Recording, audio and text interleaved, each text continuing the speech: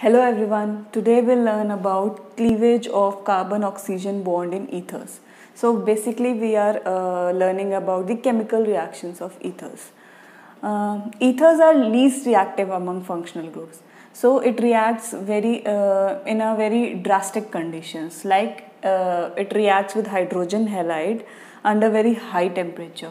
So when ethers react with hydrogen halide HX, then what happens? Two molecules of alkyl halide is formed. Two molecules are formed. So first what happens that when it reacts with hydrogen halide, the ether molecule, the X or the halide gets attached to the alkyl group and forms RX, that is alkyl halide, and the OR which is left, it attaches to the hydrogen atom and forms the alcohol molecule. Then what happens that this alcohol molecule again reacts with the excess hydrogen halide and forms alkyl halide molecule and water.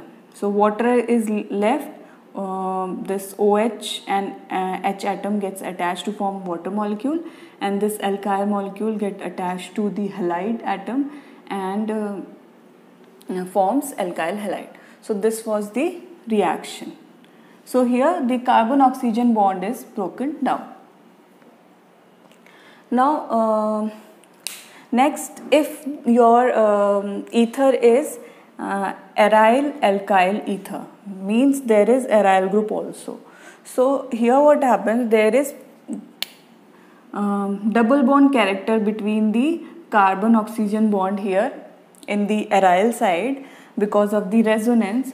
So this bond is very strong compared to this carbon-oxygen bond. So because this bond becomes strong, it can't be broken easily. Therefore, what happens? This bond breaks and this alkyl molecule form alkyl halide by combining with the halide ion. So this forms alkyl halide, this R and X, and the H atom gets attached to this oxygen atom and forms alcohol. Now there will not be a further reaction.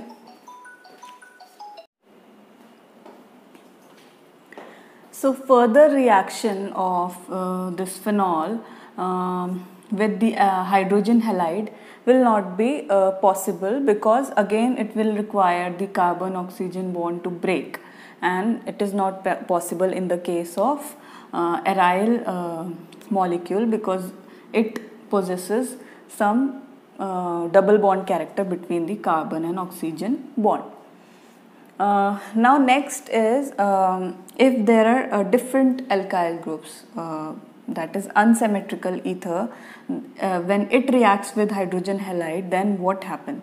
Then the alkyl halide will form which has less number of alkyl groups, or which is less substituted.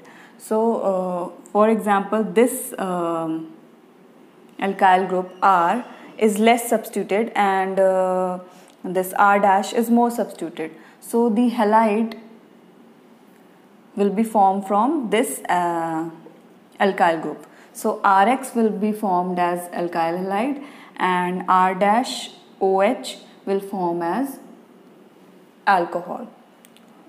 Now what is the order of reactivity of hydrogen halide? So HI, hydrogen iodide, is the most reactive, then HBr, then HCl. So this is the order of reactivity of hydrogen halide to form alkyl halide. Now next we will see the mechanism of this reaction, and you will get to know that why lower alkyl halide is formed instead of higher alkyl halide.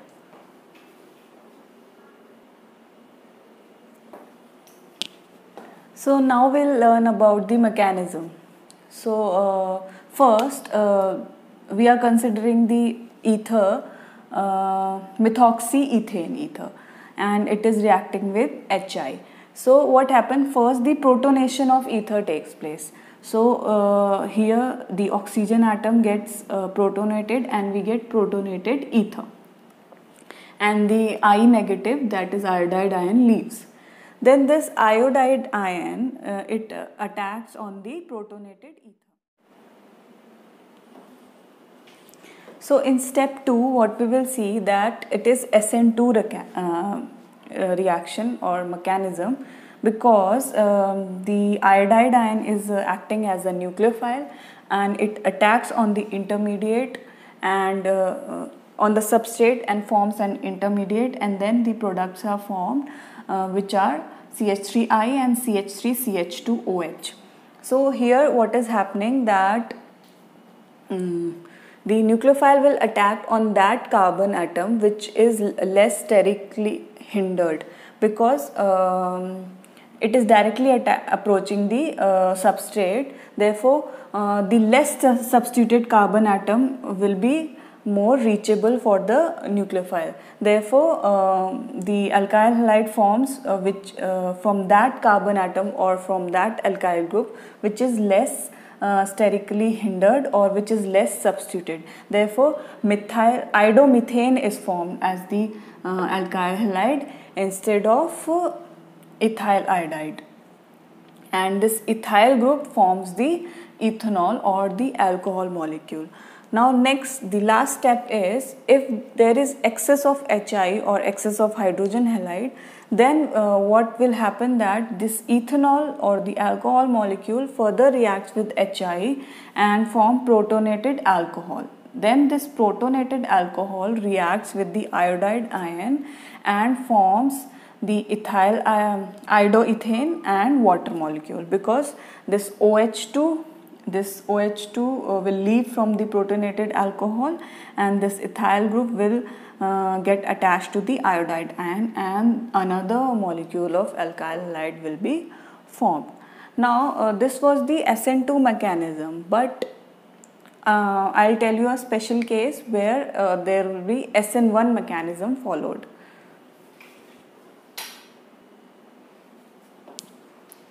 So this is the case where the SN1 mechanism is followed instead of SN2 mechanism.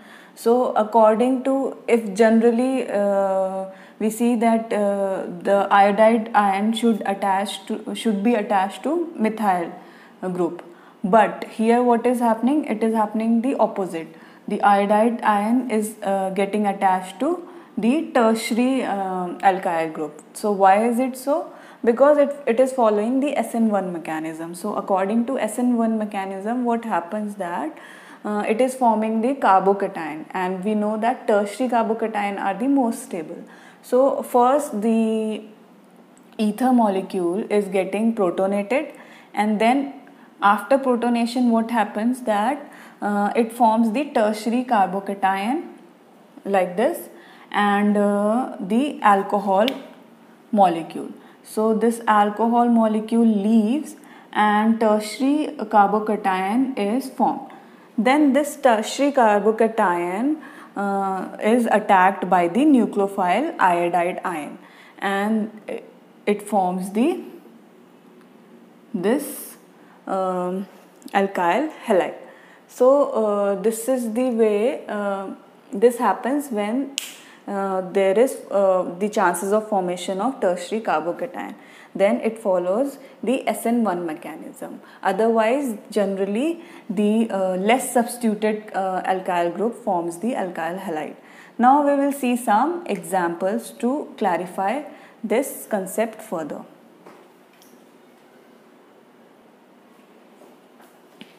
So these are some of the ethers, and we have to find out if we react them with HI, then what will be the alkyl iodide and what will be the alcohol. So in first case, if we react the ether with HI, so alkyl iodide will be that molecule which is less substituted. So this alkyl group is less substituted and this is more substituted. So alkyl iodide form will be this CH3CH2I, right? and the alcohol will be this. So H atom will get attached to this. So CH3, CH2, CH, CH3, CH2OH. This is the alcohol and this is the iodide, and this carbon oxygen bond is broken. Now next, if we react this ether with HI, then what happen? Here you can see that this will undergo SN1 mechanism, because here the chances of tertiary carbocation can be formed, because this carbon is attached to 3 alkyl groups. So therefore this bond will be broken and the H atom will get attached to this this side, and the iodide will get attached to this side. So this will be the case. So this alkyl iodide will be formed, and this alcohol will be formed, and the carbon oxygen bond will be this carbon oxygen bond will be broken. Now next is this ether. So here, which carbon oxygen bond will be broken? This carbon oxygen bond or this one?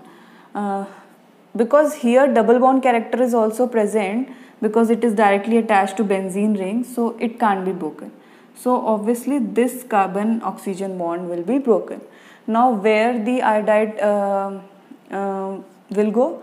The iodide will go towards the carbon atom. So this alkyl iodide is formed and this alcohol will be formed.